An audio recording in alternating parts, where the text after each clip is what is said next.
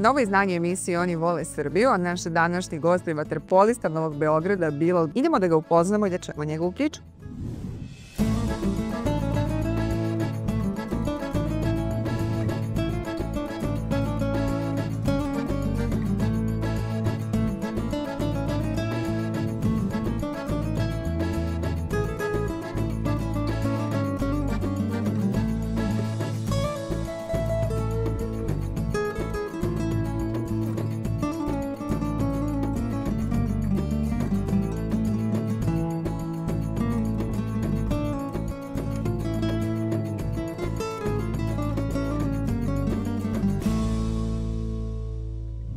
So Bilal, welcome to the show, first of all. Super happy to have you here. And at the beginning of the show, we need to clear something.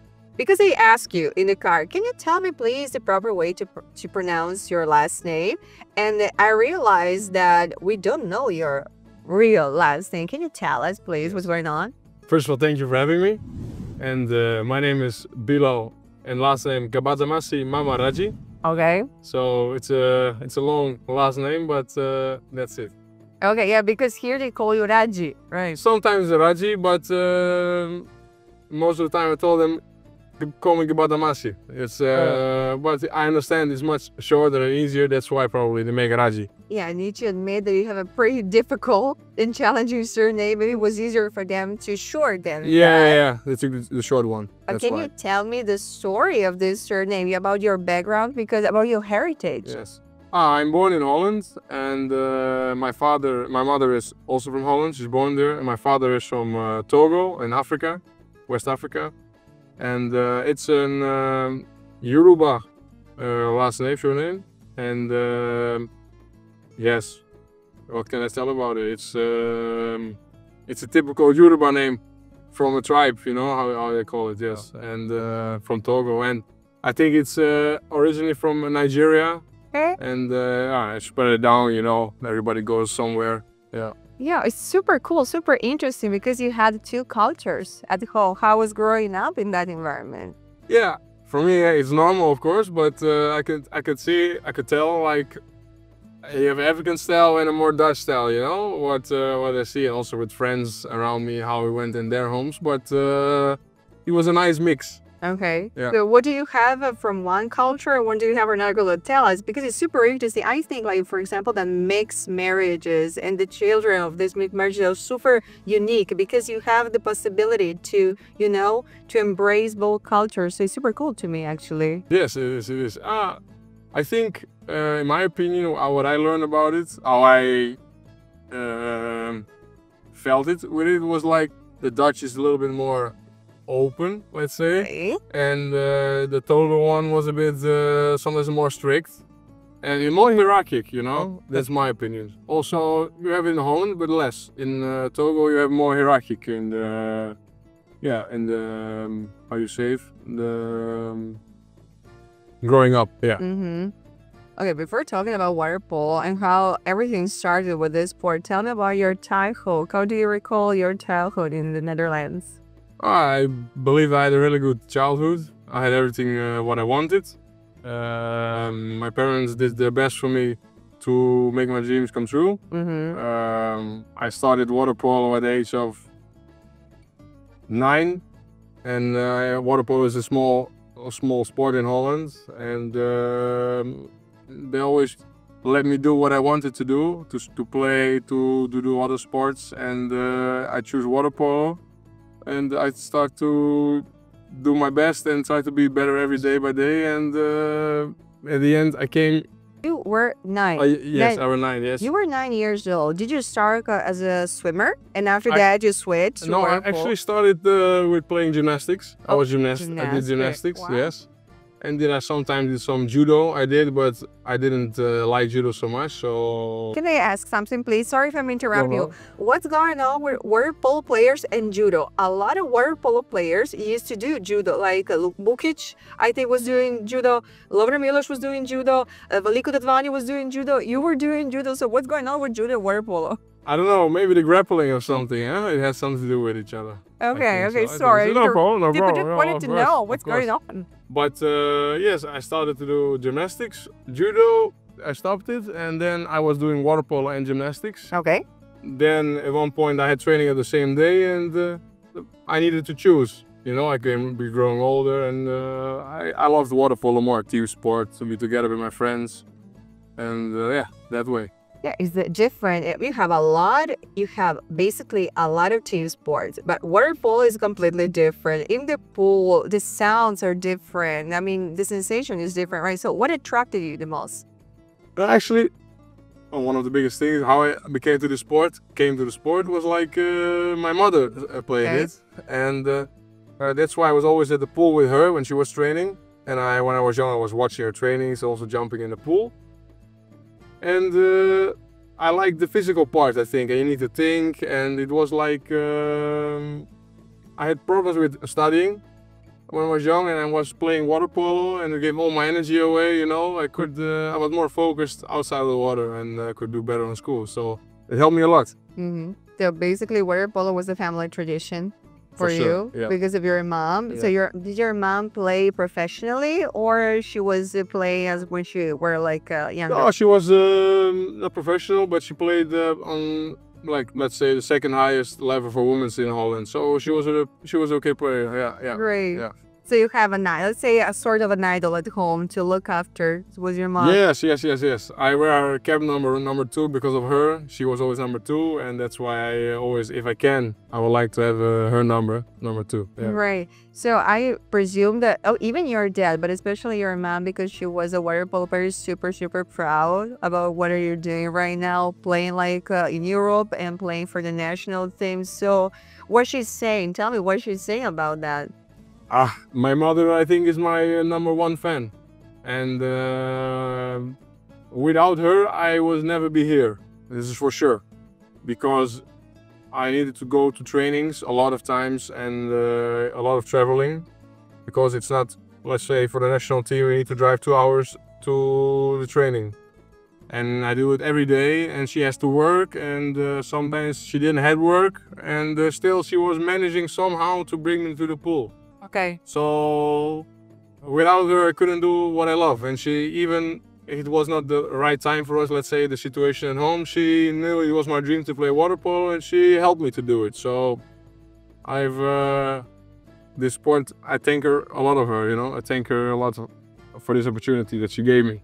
Yeah, she made Yeah. a lot of sacrifices for Thank you you, yes, because that's what I was sure she would. she wanted you to become professional. But wait, you were like traveling because the practice center of the national team was in another city Yeah. from yours, so Yes, it was yes. 2 hours away. Something like this, yes. Yeah. But my mother never pushed me. She just said what I liked to do, and she was like, I will support you.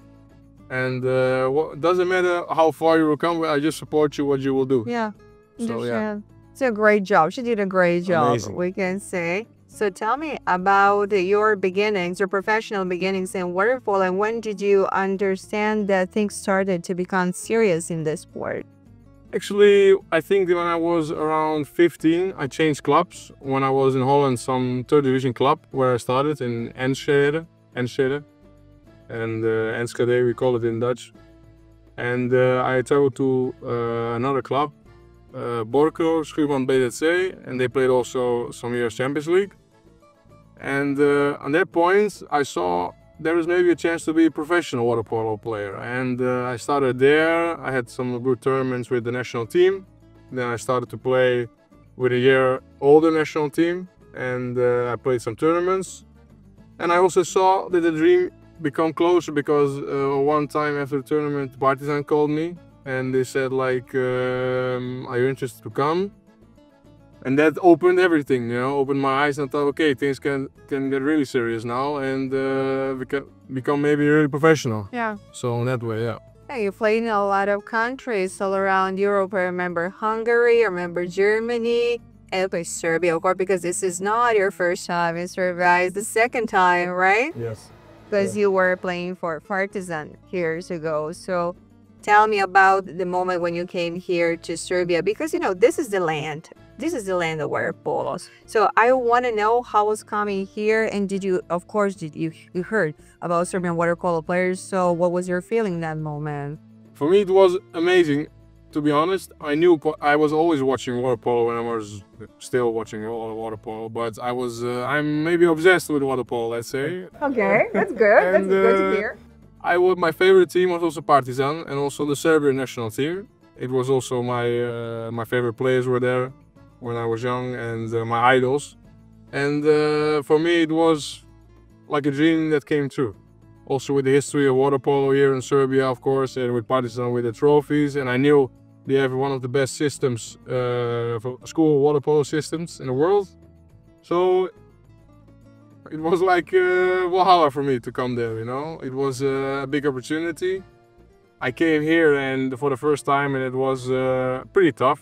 Yeah. Because I just trained like, let's see, say 7 hours a week, and then you go from 7 hours to 20 hours a week.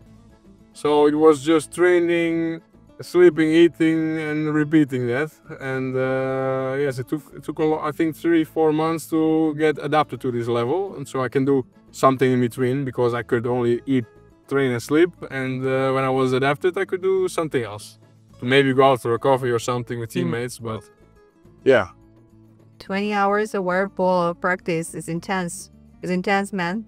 It's pretty tough practice, right? yes. How difficult is to be a water polo player? I think it's tough because I think it is the hardest sport of the world, and I think it's not even the most professional sport in the world. And in my opinion, now in Novi Beograd here, they do an amazing job.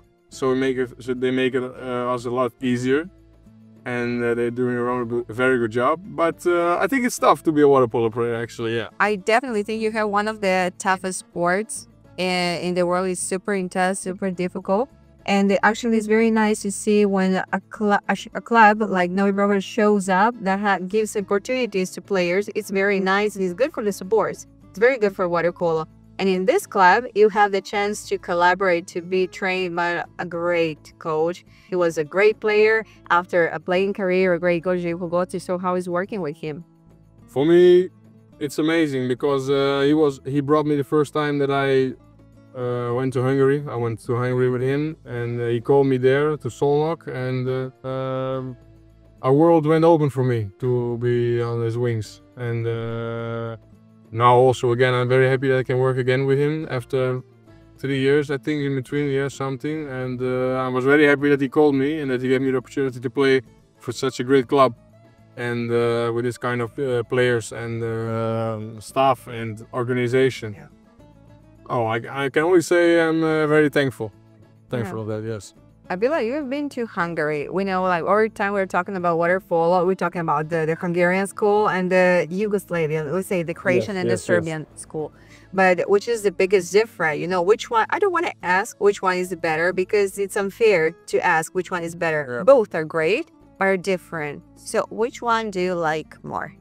I prefer Yugoslavian style because I believe they are, my opinion, a little bit more completer, because they have a very good defense and a very good one-on-one defense, let's say. And also they are very good individually. Also very good. Hungarians are also amazing individually, especially on the attack. But I think the Yugoslavian water polo is a little bit more balanced in this way. So that's why I prefer the Yugoslavian water polo style.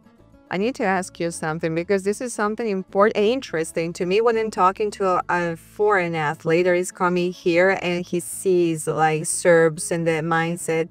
We had for 10 years a great generation that won everything in water polo. But what do you think that made the difference? Was that about skills, or we're talking about mindset? So the mindset that Serbs have. So what do you think? I think it's both. Okay. I think it's both, because these players were amazingly talented, and I believe also they worked very hard, and they were an amazing team.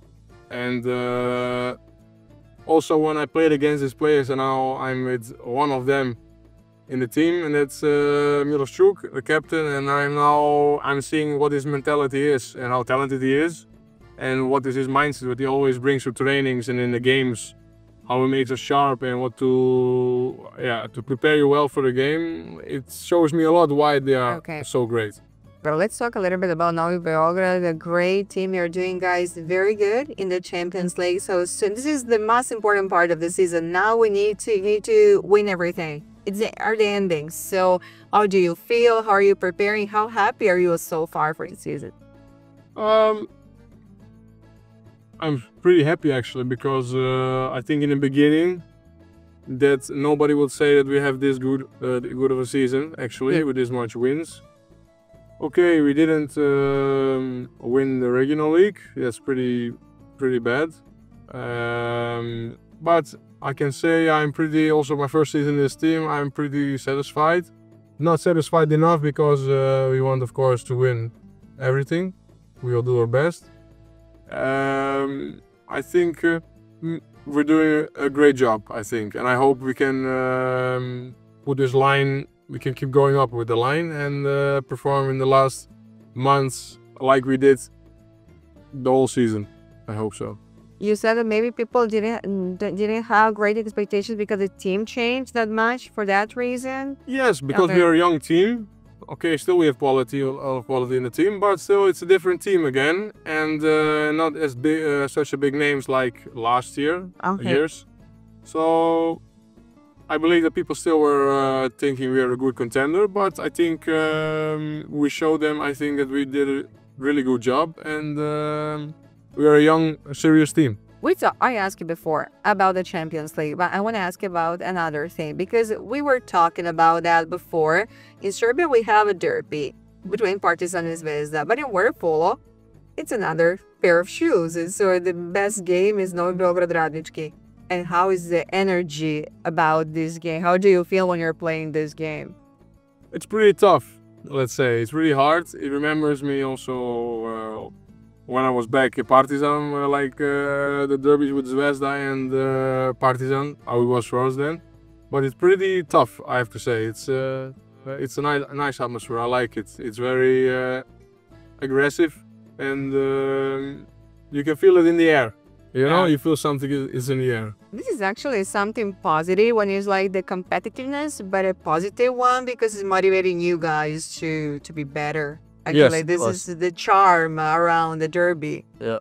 But who's the best water polo player from your point of view? Your favorite, at least. Oof. Now, in my opinion, I think, in my opinion, Aaron Younger is the best water polo player. Not the Serbian one? I'm surprised. Yeah. Okay. In my opinion, if I look at him, he can play also everywhere. He's not a center or something, he's an outside player, but he can do everything on the highest level. Great. And he can do everything for the team, in my opinion. And I think he's the Swiss knife, you know?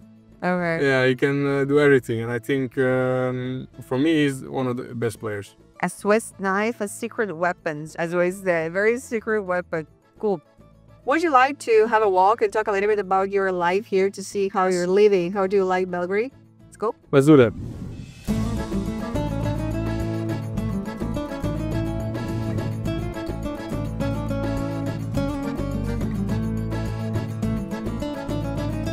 This is the first time, right, that you're coming here in this place? Yes, I've never been here. It's really nice. Nice view over the city, and it's green. Yeah, exactly. You have a great view, and it's super, super green. And it reminds you a little bit, recalls Holland. Yes. I have to say, if I wouldn't look that side, it could be Holland, you know? Yeah, well, a little bit better, let's say, with cafes here. It's prettier here now. Okay, Holland is beautiful, but tell me about your life here. So I presume, and I know that you actually and you truly like your life in Belgrade. You like Belgrade, but tell me more about that. Actually, because of all the traveling, I'm not doing that much outside of the apartment and trainings. Okay. I'm resting, sleeping, playing some PlayStation, and I like to go for food to nice restaurants and with some teammates, and yeah, that's it actually. How tough is the life of an athlete? Yeah. Practice, sleep. But when you have free time, I'm happy that you discovered a new place, a super cute place here in New Belgrade. And tell me, how was Serbia the first time that you came here? Did you expect something different? So now when you compare, yourself when you came for the first time, and now after being a little bit Serbia, because you're a little bit Serbia right now. So how is that? I have to say, of course, maybe you had some stereotype feeling of Serbs maybe before, but of course that's not all the things, in my opinion, that are not true. And I feel like really all the time when I came already to Serbia, I feel like to coming home actually already. Like it feels good to be in Belgrade for me, really. Ah, that's cool. Yeah. Did your family come here? Did you guys visit? Also, actually my mother likes it a lot. Oh, great. To come in Belgrade. She's really always exciting, and also other friends when they come to Belgrade, always they're like, when can we come and how long can we stay? We want to go to Belgrade to all the nice restaurants and cafes and everything. Yeah. Have you tried the restaurants with traditional music, with this Yes. kind of environment? It's different? It's particular. It's amazing. I think it brings in something extra, you know, when you're in a restaurant and live music, and it's very nice with some domacia rakia, let's say. I didn't want to interrupt. I want to hear the Yeah, that's nice, and yeah, it brings something, you know. It has some nice entertainment and typical Serbian food. It's really nice. So you know domaća rakija, so you're drinking that, so you know. Sometimes. But it's a- okay. So a little bit. We need to live from time to time, man, after all those practices, very tough practices. And the food, you're a lover, you like the food, you're not vegan or vegetarian as the majority of athletes nowadays. Yeah, I try not to eat so much meat, but I like Serbian meat. Yeah, that's Okay, Yeah. that's cool. Now what I wanted to ask you, because you said, okay, stereotypes the first time you came here, but you know, like there's something that surprised you in a good way when you came here? Yeah, especially when I came with my father, Uh-huh. and we were on a market. We were searching for some things, and some people came to us like, "Hi, can I help you?" Some random people. Some kind. And they were very Yeah. kind actually, and there were some stereotypes from Holland what I got, and when I heard they were like, yeah, they're maybe a bit stubborn or something, but we didn't experience that. It was very open, and they're like, can I help you? And yeah, what I said, and they helped us, you know, out of nowhere, and I think that's very nice. That's very nice. And people are warm here, especially very warm when they see that someone is not from the place, Yeah. which is very, very cute actually, and very, very nice. Yeah. But maybe this one is a tough question, but do you see yourself here in the future? Are you thinking about maybe living in Serbia one day, even after the career, or continuing your career here? I could live for sure in Belgrade, is what I know, but I probably will not. I will go home to Holland for sure, I think, because my family is there, and I like to come back where it all started, you know. But I'm sure I will come for sure back to Belgrade if I'm quitting or whatever. It for sure it will always be my, let's say, second city or something, you know. But the difficult part of your job, guys, is that you need to change country many times on the yearly basis. It's not that easy. So when you find a place, when you feel comfortable, when you like the environment, when you like the people, I think it's much easier. And this is even good for your performances, because if you're feeling good, you'll be better even in the pool, on the court, on the beach, right? Yeah, it is. I agree. If you feel somewhere home, like you do here, it's very easy to come, you know, from a long time you were somewhere else and you come here again. Like I was like 3-4 years out in Belgrade, and I came back like I never left. Okay. It was amazing. Thank you so much for this interview. Thank you, and good luck for everything down there. To wrap up, you know how we wrap up the show in a different way. This is your camera. You can send a short message to the audience, even in Serbian if you want. Hvala puno svima i sve najbolje. Pozdrav.